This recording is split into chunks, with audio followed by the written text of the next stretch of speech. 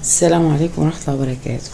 شايفين الطاجن الصعيدي ده؟ أحلى طاجن كوارع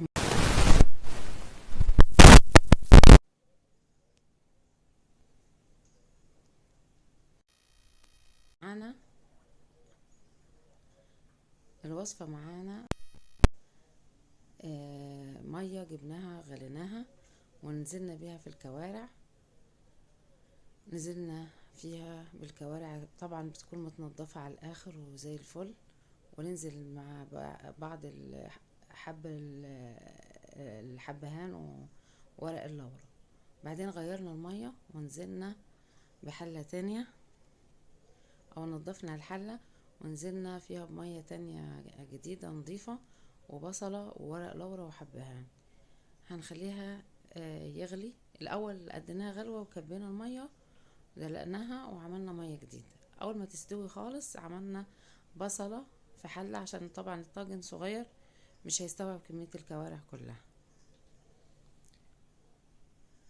بصل وملح وفلفل. لو عندك طبعا فلفل اخضر حامي يكون احلى واحلى، او فلفل الوان. وهننزل بعصير الطماطم على البصلة، يعني البصلة ما تتسبكش، يدوب كده تدبل كده وتصفر بسيط، وننزل عليها بصلصة الطماطم او عصير الطماطم. انا عندي كانت صلصة متفرزة في الفريزر، زودت عليها.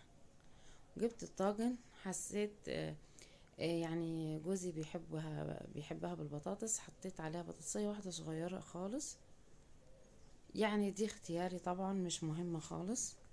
اللي حابب ياكلها من غير بطاطس يعني بتبقى حلوة جدا، ودي بنعملها في بيتنا من غير بطاطس وبنحبها كده، لذيذة جدا. بس جوزي عشان بيحبها بالبطاطس عملت له بطاطسية صغيرة خالص، يعني عشان نفسه يعني. ونزلت عليها بقى بالكوارع اللي انا سبكتها في الصلصة، مع الفلفل الاخضر والبصل وورق اللورا والحبهان. ونزلت عليها بشوية شوربة من شوربة الكوارع.